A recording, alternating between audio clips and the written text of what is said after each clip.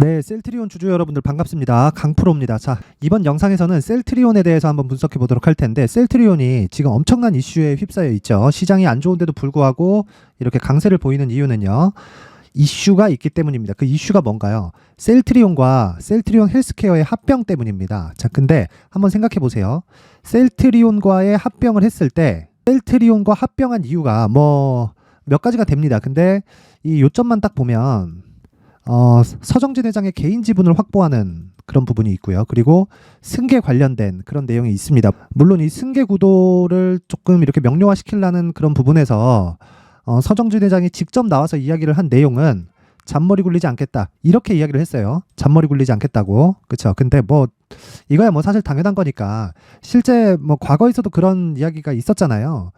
뭐 상속 2번 하면 회사 날라가겠다, 뭐 그런 이야기가 있었는데, 어쨌든 간에 지금 서정진 회장의 머릿속에는 개인 지분을 확보하는 것, 그리고 승계 구도를 조금 투명하다기보다 명료하게 좀 만들어 보고 싶은 것, 이 두 가지 내용으로 보시는 게 맞는 것 같아요. 근데 또 한 가지가 더 있죠. 그렇죠? 그러니까 뭔가 대의를 찾는 그 내용인데, 주주가치 제고를 할 수 있다는 것. 근데 우리가 하나는 반드시 이해를 하고 봅시다. 그게 무슨 얘기냐면, 서정진 회장은요, 과거부터 공매도를 계속해서 싸우겠다고 공표를 한 분이에요. 근데 이게 맞든 틀리든 간에 그게 중요한 게 아니라, 오너가 대놓고 공매도와 싸우겠다, 무한정 자사주 매입을 하겠다, 이런 내용이 10년 전에도 있었단 말이에요.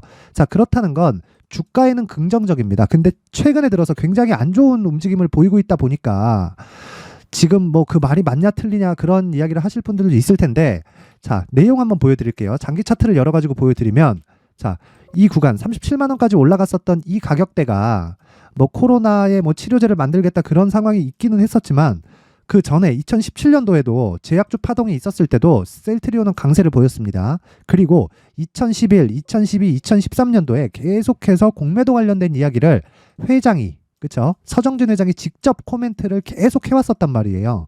그렇다는 건 오너가 주가에 관심이 많다는 거예요. 이게 우리한테, 개인 투자자들한테는 나쁜 게 아닙니다. 나쁜 게 아니에요. 근데 자, 주가가 올라가는 원인은요, 앞에 좋을 부분을 먼저 반영한 겁니다. 자, 보세요. 결국에는 셀트리온이, 서정진 회장이 직접 이야기를 한 내용 중에 코로나 치료제 우리가 만든다, 만들 수 있다 해가지고 뭐 여러 가지 지원을 받았겠죠. 정부를 통해서. 그쵸? 그때는 그게 제일 중요했으니까. 근데 결국에는 만들지 못했어요. 그러면 그것에 대한 반대 매물이 나온 겁니다. 뭐 신용 뭐 반대 매매가 나왔다 그런 게 아니라, 이 매물이 나올 수밖에 없었던 거예요. 왜? 그거에 대한 기대감으로 인해서 주가가 오름폭이 있으니까. 그쵸? 그러면 주가는 이미 2017년도에 고가 형성을 한 겁니다. 이것보다 더 추가적으로 상승을 하려고 했었다면 뭐 여러 가지 이슈들이 많았죠. 근데 제가 이야기를 드리는 내용은 하나예요. 이 고가에 형성되어 있었던 이 상황이 셀트리온을 기준해서 성장폭을 최대한으로 끌어냈을 때 나올 수 있는 주가다. 지금 상황에서 몇 가지 있죠. 주력이 램시마, 뭐 트룩시마, 허주마 이렇게 해가지고 3가지 정도가 되는데, 이쪽으로 인해서 신제품이 발생하기 전에, 그쵸, 나올 수 있는 최대 폭은 30만 원대 중후반 정도다. 그쵸? 여기는 어차피 못 만든 거니까. 그리고 나서 주가가 빠지고 나서 지금 회복되지 못하고 있는 그런 상황인데, 정확하게 이야기를 드리겠습니다. 이제는 평가 자체가 낮아진 상태입니다. 즉 저평가 구간이라는 거고요. 지금 우리가 보고 중요하게 생각해야 될 건, 앞서서 말씀드린 내용처럼 서정진 회장의 의지입니다. 의지. 합병이 된다 안 된다, 개인적으로 될 거라고 판단을 해요. 그리고 무엇보다도 되는 과정에서 주주가치 제고 있죠. 주주가치 제고 중에서 이게 뭐가 되느냐, 더블 카운팅 이슈가 있어요. 더블 카운팅 이슈는 뭐냐면, 셀트리온의 실적하고 셀트리온 헬스케어의 실적이 중복되는 거 아니냐, 또는 셀트리온 제약의 좀 그런 부분하고 중복되는 거 아니냐. 중복될 수 있다고 생각합니다. 그리고 더블 카운팅 되는 게 맞아요. 그리고 지금 얘네 지배구조를 보면 어떻게 돼 있냐면, 셀트리온 홀딩스가 있고요, 밑에 셀트리온이 있고요, 그리고 셀트리온 헬스케어, 셀트리온 제약이 있어요. 그러면 여기 헬스케어가 있고 제약이 이렇게 있는데, 그러니까 제가 이거 간단하게 표현을 한 겁니다. 이 셀트리온 제약은 국내 판매를 맡아서 하고 있고요, 헬스케어는 해외 판매를 맡아서 하고 있어요. 근데 지금 셀트리온하고 헬스케어하고 합치겠다는 거잖아요. 그랬을 때는 헬스케어가 없어지고 홀딩스가 있고요, 그리고 합병사가 있고요, 셀트리온하고 헬스케어하고 합친 거, 그리고 그 밑에 제약이 있어요. 그렇죠. 그러면 해외 판매는 지금 신규 법인이 하는 거고, 뭐 신규 법인이라고 하긴 그렇죠. 기존의 셀트리온 쪽으로 들어가는 거니까 이쪽에서 하는 거고, 그 밑에 국내 판매를 맡고 있는 셀트리온 제약, 이거 하나만 두겠다는 겁니다. 근데 그 위에 뭐가 있어요? 셀트리온 홀딩스가 있다. 그러면 여기 셀트리온에 지금 보유하고 있는 물량 있죠. 그렇죠? 서정진 회장. 그 물량을 보면 쭉 올려서 볼게요. 자, 여기 셀트리온 홀딩스의 74인 이렇게 돼 있는데, 자, 쭉 보세요. 이렇게 돼 있단 말이죠. 그렇죠? 그러니까 표면상에 서정진 이름이 없는데 여기 홀딩스 있죠. 홀딩스 지분이 99. 몇 프로가 서정진 회장이 가지고 있는 겁니다. 그러면 실질적으로 서정진 회장이 셀트리온을 총 지배하고 있는 구조를 만들어 놓은 거예요. 근데 요 물량을 합병하면서 셀트리온 지분을 확보하기 위한 전략이다. 그렇게 일단 보는 게 맞아요. 그렇죠? 하나를 없애고, 그리고 그 과정에서 주주가치 제고가 전 개인적으로 100% 된다고 봅니다. 자, 근데 지금 주가가 오르는 것하고는 반대예요. 자, 결론 냅니다. 저는 합병이 된다고 판단을 하지만 이 합병이 된 이후에는 어떻게 된다? 주주가치 제고가 된다. 왜? 더블 카운팅 이슈가 없어지니까. 자, 에코프로하고 에코프로 BM이 있어요. 에코프로의 실적은 어디서 나오나요? 에코프로 BM에서 나오는 폭이 굉장히 많습니다. 물론 에코프로가 가지고 있는 자회사들도 많죠. 왜? 여기가 지주회사니까. 그렇죠? 근데 제가 이야기를 드리는 건 에코프로 BM의 실적과 에코프로의 실적에 더블 카운팅 되는 부분이 있습니다. 분명히 있어요. 자, 그래서 에코프로 BM에 비해서 에코프로가 뜨면서 에코프로 BM의 이 상승폭이 둔화된 거예요. 근데 제 개인적으로는 에코프로 BM이 결과적으로는 더 많이 올라간다. 왜? 원래 지주사보다 사업회사가 훨씬 더 많이 올라갑니다. 그렇죠? 근데 여기서 이야기하는 셀트리온 같은 경우에는 헬스케어에서 나왔었던 실적의 대부분을 셀트리온이 가져가고, 셀트리온 쪽에서 원래 기존에 있었던 내용과 헬스케어 쪽에 대한 이 그 더블 카운팅 이슈가 없어지고, 무엇보다 뭐가 있었죠? 매수 청구권. 그렇죠? 지금 이 결과적으로 제가 오늘 이야기를 드리려고 했었던 게 요거예요. 요겁니다. 요거. 자, 보세요.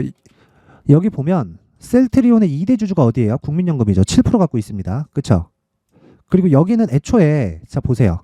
홀딩스 쪽에서 22% 갖고 있고요. 국민연금에서 7% 갖고 있다고요. 그러면 나머지는 퍼져 있는 물량들이에요. 자, 그러면 홀딩스에서 경영권을 가지고 있는 것이지만 언제든지 바뀔 수 있는 내용이 있다. 그러면 헬스케어하고 합병했을 때 이쪽 지분을 늘리고, 그리고 헬스케어 쪽에 있는 서정진 지분이 있기 때문에 이 회장 지분으로 인해서 실질적으로 여기 셀트리온의 개인 지분도 가지고 있을 수 있게 되는 거죠. 그러면 자, 보세요. 내용 한번 보세요. 제가 그 위에 뭐가 있다 그랬죠? 셀트리온 홀딩스가 있다 그랬죠. 그래서 요 내용이 있는 거예요. 자, 셀트리온 홀딩스 요 내용. 셀트리온 삼형제 합병 후, 그쵸? 홀딩스 상장까지 간다. 그러면 셀트리온이, 그러니까 결국에는 이 지주회사를 상장하는 것으로 인해서 총 지배 구조를 단순 명료화하고 승계하기 좋게 되겠죠. 그쵸? 그러니까 이 구조를 만들려는 게 목적인데, 이런 과정에서 주주들도 나쁘지 않다고요. 주주들도. 제가 이야기를 드리는 게 그 내용이에요. 그래서 제가 이야기를 드리는 게, 자, 보세요. 연기금에서 기권을 했죠. 그렇죠. 7% 가지고 있는. 연기금에서 기권을 했다는 건 의미가 뭐예요? 야, 저거 딱 보고 있다가 돈 되는 쪽으로 가자. 그렇죠. 돈 되는 쪽으로 가려는 생각입니다. 그러면 우리가 여기서 보고 뭐 서정진 회장 그게 맞냐 틀리냐 욕할 게 없다는 겁니다. 그렇죠. 에비타를 3조를 달성하겠다. R&D에 1조 투자를 계획하고 있다. 이런 내용은 원래부터 계속해서 이 공격적으로 얘기를 해왔었던 내용이고, 사업하는 사람은 당연히 저렇게 이야기를 하는 게 맞다고 생각합니다. 저는. 근데 제가 이야기를 드리고 싶은 내용은 우리도 돈 되는 쪽으로 보자. 돈 되는 쪽으로. 그리고 주가 측면에서도 보시면, 자, 지금 15만 원 전후에서 등락을 보이고 있잖아요. 그렇죠? 15만 원 전후에서 등락을 보이고 있는데 왜 이렇게 되냐면요. 처음에 13만 원까지 빠졌다가 단기간에 20% 가까운 급등을 했어요. 왜 그러냐면 셀트리온이 협의를 위한, 즉 셀트리온 매수할 수 있는 이 셀트리온 주식을 사주는 그 내용을 15만 800원으로 정했다고요. 그렇죠? 15만 1000원 정도 되는데 이 가격에 다 사주겠다는 겁니다. 그러면 결과가 나올 때까지는 이 가격대를 넘을 수 없다는 거예요. 그런데 우리가 여기서 실적을 한번 보자고요. 그쵸? 더블 카운팅 이슈가 없어지고 퍼져 있던 가치가 하나로 모이게 되죠. 이런 과정에서 셀트리온의 주가는 추가적으로 상승 여력을 얻게 됩니다. 근데 지금은 합병이 될 수도 있고 안 될 수도 있고, 물론 오너의 의지가 중요하고요. 그리고 서정진 자체적인 그 지분이 많지 않기 때문에 이걸 결정하기 위해서 여러 가지 이 작업들을 해야 되지만, 지금 우리가 봐야 될 건 우리가 돈 되는 쪽으로 생각을 하면 되는 겁니다. 근데 기본적으로 리스크 대비해서 리턴의 폭, 즉 어떤 쪽의 폭을 정하는 게 맞을지를 먼저 판단을 해보면 지금은요, 매수하는 게 맞다는 거예요. 매수하는 게. 그쵸? 자, 왜 그러냐면 여기서부터는 이제 밸류에이션에 대한 이야기를 해야 되는데, 월봉을 한번 보겠습니다. 이쪽 35만원, 6만원, 7만원 이 구간대는 당연히 매수하면 안 되죠. 왜? 확인을 했잖아요. 그쵸? 확인을 했잖아요. 코로나가 이때 터졌습니다. 근데 그 전부터 2년째 하락을 했어요. 그렇다는 건 이 구간에서의 실적 확인을 못 시켜줬다는 이야기입니다. 근데 시간이 하나, 둘, 셋, 넷, 다섯, 5년이 지났죠. 그쵸? 5년이 지난 이후에 셀트리온은 계속해서 돈을 벌고 왔었는데 1년, 2년, 3년째 주가가 하락하고 있고, 여기서는 합병에 대한 이슈가 나왔고 오너의 의지가 뛰어난데 엄청나게 공격적이에요. 그러면 일단 된다 안 된다를 보기 전에 그래도 이렇게 키를 이렇게 잡을 수 있는 국민연금의 움직임을 보면 얘네도 지금 돈이 되는 쪽으로 가려고 딱 준비를 하고 있단 말이에요. 그리고 무엇보다 확실한 건 아까 전에 말씀드렸던 세 가지 내용 있죠. 세 가지 내용. 그 세 가지 내용이 뭐예요? 승계 구도, 그쵸? 그리고 개인 지분 확보, 그리고 주주가치 제고. 이 세 가지가 다 맞아요. 맞기는 맞는데 주주가치 제고는 확실하게 된다. 왜? 중복돼 있는 실적치가 없어지기 때문입니다. 이 부분에서는 굉장히 긍정적인 내용이 된다. 그러면 주가는 올라갈 수밖에 없고, 무엇보다 지금이 매수 구간이기는 합니다. 자, 보세요. 주가가 이렇게 쭉 빠져요. 주가가 쭉 빠지는데 이 빠지는 과정에서 실적이 추가적으로 성장을 못한 거지 안 나온 건 아니거든요. 그러면 주가가 빠지면 빠질수록 ER이 아니라 BR을 계산합니다. BR이 뭐냐면 북밸류예요. 북밸류 레이쇼. 그쵸? 어닝 레이쇼. 딱 이 비율이 다른 건데, 미래 성장을 볼 거냐 아니면 장부 가치를 볼 거냐 이 차이예요. 근데 가지고 있는 가치를 봤을 때 지금 가격은 절대 비싸지 않은 가격이고요. 그리고 지금 이 주력으로 나가고 있는 램시마나 트룩시마, 허주마 이쪽에서도 이 고가에서는 문제가 되지만 저가에서는 문제가 되지 않는다. 그쵸? 신제품이 나왔을 때는 폭발적으로 성장할 수 있는 내용이 되고요. 무엇보다 제일 마음에 드는 게 이 서정진 회장의 입에서 주주가치 제고에 대한 의지가 확실하게 나오고 있다는 게 중요합니다. 이게 사실이든 아니든 딱 여기까지만 보시면 되는 거예요. 그래서 지금 중요한 건 뭐다? 우리는 얼마에 매수할래가 중요한 거예요. 일단 기본적으로 15만 1,000원 위에서는 매수하면 안 되겠죠. 이쪽에서는 매수하면 안 됩니다. 근데 하단 쪽에서 내가 보유기간이 길어질 수 있기 때문에 이 보유기간을 줄일 수 있는 내용이 뭐라고요? 셀트리온의 가격과 단기 보유 전략이다. 그쵸? 자, 내용 정리합니다. 가장 중요한 건 회장, 오너의 의지다. 그쵸? 그 의지 중에서 주주가치 제고에 대한 부분은 확실하게 진행이 될 수밖에 없는 구조를 가지고 있다. 그건 이 계열사 간에 실적이 중복되는 부분 때문에 그렇습니다. 실적이 중복될 경우에 시총은 퍼지게 되겠죠. 이런 퍼지는 부분이 합쳐지는 거예요. 그랬을 때 셀트리온의 주주가치 제고는 확실하게 된다는 거예요. 그리고 합병을 확실하게 하기 위해서, 그쵸? 자사주에 대한 부분이라든가 여러 가지 옵션이 걸려 있어요. 자, 그러면 그냥 된다고 보시는 게 맞습니다. 그리고 만약에 안 된다고 했을 때, 주식은 항상 그렇죠. 안 된다고 했을 때가 중요한데, 그 안 되는 부분이 발생했을 때 뭐가 됩니까? 리스크를 감당을 해야 돼요. 나한테 어느 정도 위험이 올 건가. 그 부분은 어떤 게 중요하냐면요. 빠졌을 때 얼마나 빠질 건가. 합병이 안 된다 그래서 내가 얻어야 될, 내가 감당해야 될 리스크는 어느 정도가 있는가예요. 그건 뭐가 있겠어요. 하락할 수 있는 폭. 지금은 10% 내외다.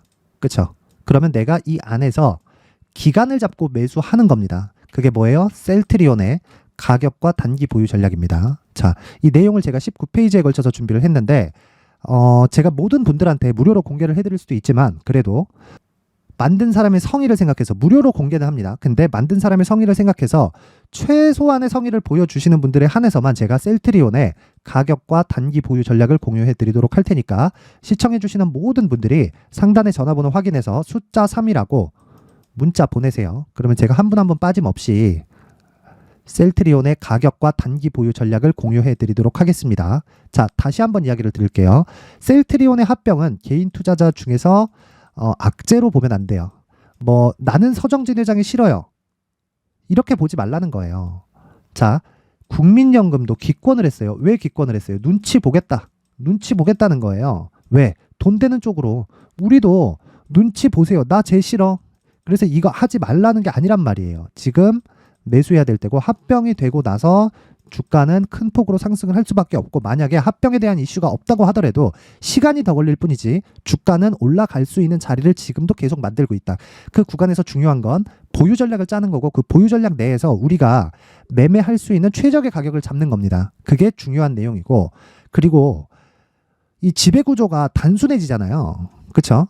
셀트리온 홀딩스, 셀트리온, 그쵸? 그 밑에 셀트리온 제약까지 딱 해가지고 단순해지면 주가 측면에서는 훨씬 더 좋습니다. 그리고 셀트리온 제약도 흡수되겠죠. 그쵸? 이것에 대한 내용도 나오고 있다. 그쵸? 그것과 관련된 내용을 가격 위주로 제가 여기 19페이지에 걸쳐서 정성스럽게 준비를 해놨으니까 영상 상단에 있는 전화번호로 숫자 3이라고 문자 보내면 제가 한 분 한 분 빠짐없이 내용을 공유해 드리도록 하겠습니다. 당연히 모두 무료로 진행이 되고 이 내용에 대한 기본이 되는 건 당연히 가격입니다. 가격. 왜? 내가 리스크를 어느 정도를 져야 될까? 그 내용이에요. 그쵸? 그래서 내가 리스크를 어느 정도 지기 위한 기본이 되는 신고가에 대한 구조, 그쵸? 앞으로 발생할 수 있는 대시세에 대한 부분, 그쵸? 이런 내용을 제가 지금부터 이야기를 다시 드릴 테니까 영상 끝까지 시청하셔서 무엇보다 중요한 대시세를 내기 위한 신고가에 대한 구조적인 부분, 그리고 무엇보다 중요한 신고가 구간에서 활용할 수 있는 검색기와 기법까지 모두 무료로 받아갈 수 있게 준비를 해놨으니까 영상 끝까지 시청하시고 구독과 좋아요 그리고 댓글까지 하나씩 달아주시면서 모두 성공 투자하실 수 있을 겁니다. 댓글까지 하나씩 달아주시면 모두 성공 투자하실 수 있게 제가 항상 영상을 만들어서 올려드리겠습니다. 자, 이제 23년도 다 끝나가지만 매매를 하시면서 스트레스를 받으시는 분들이 있을 수 있습니다. 시장이 항상 그렇긴 하지만 그래도 제 구독자분들과 시청해 주시는 분들을 위해서 앞으로 차기 주도주가 될 수 있는 대시세 종목을 준비를 해왔습니다. 물론 단타에 목말라 하시는 분들이 있을 수 있습니다. 자, 그런데 단타의 문제는요, 위험관리입니다. 단타에서의 위험관리는 손절 말고는 없기 때문입니다. 자, 그래서 항상 제가 단타는 재능이 필요하다고 이야기를 드리는데 단타에서의 재능은요, 단순하게 차트를 보면서 단타를 치는 기술적인 문제가 아닙니다. 손절에 대한 심리적인 압박을 이겨내면서 매매를 해야 되기 때문에 장기간 유지하기가 사실상 어렵습니다. 한두 번 해보면 할 수 있는지 없는지 알 수 있을 겁니다. 자, 그래서 단타나 짧은 수익만을 쫓다 보면요, 잦은 손절로 계좌가 망가지는 건 순식간이고요. 그만큼 수익하고는 거리가 멀어지겠죠. 장기간 유지하기가 어렵기 때문입니다. 결과적으로 주식시장에서 돈을 벌기 위해서는요, 어떤 계기를 만들어야 되는데 그 계기는 한 종목에 비중을 실어서요, 수익을 보는 것 말고는 없습니다. 쓸데없이 잦은 매매를 하지 말라는 이야기고요. 그리고 한 종목에 비중을 실을 수 있어야 된다는 겁니다. 그런데 이 비중을 실는 과정에서 성장 산업군에 대한 이해가 필요하다는 겁니다. 이 부분을 반드시 기억을 하셔야 돼요. 자, 이런 성장 산업에 대한 구조와 제가 앞서 말씀드렸던 신고가 그리고 선반영 구조에 대해서 이해를 했을 때 이런 매매를 할 수 있게 됩니다.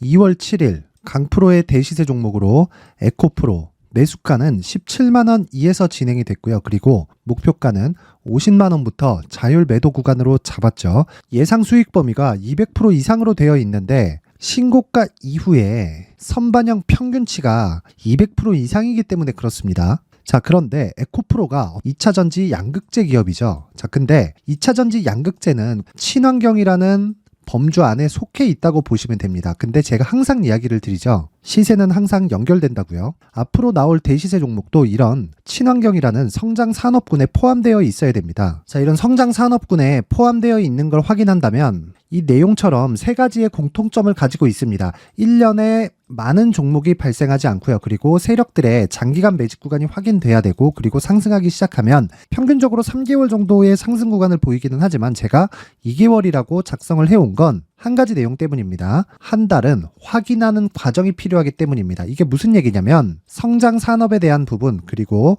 이런 공통점, 여기다가 기술적인 내용을 다 포함을 시키더라도 절대적으로 가격이 우선적으로 반영이 되는 것이기 때문입니다. 에코프로도 마찬가지예요. 이런 내용을 토대로 제가 4분기 대시세 종목을 준비를 해왔습니다. 자, 장기간 하락하면서 최악의 국면을 거쳐왔고요. 이 구간에서 먼저 하락을 했다는 건 앞서 말씀드렸던 내용처럼 고가에 대한 부분이 아니라 저가, 즉 나쁜 부분을 반영한 이후에 신고가를 발생을 시켰다는 건 앞으로 좋을 부분을 반영이 되고 있다는 거죠. 그런데 본격적인 시세는 신고가 이후라고 말씀을 드렸고 지금은 매물 소화 과정을 보내고 있습니다. 앞서 말씀드린 대로 가격 먼저 분석을 끝냈죠. 그리고 나서는 정부 정책의 방향과 맞는지를 체크를 해야 되는 겁니다. 2023년 대시세 종목인 에코프로도요, 정부 정책의 방향에 맞는 종목이라고 볼 수 있겠죠. 물론 이런 종목들도요, 신고가 이후에 시세를 낸다는 건 반드시 기억하고 있어야 됩니다. 자, 이런 내용을 토대로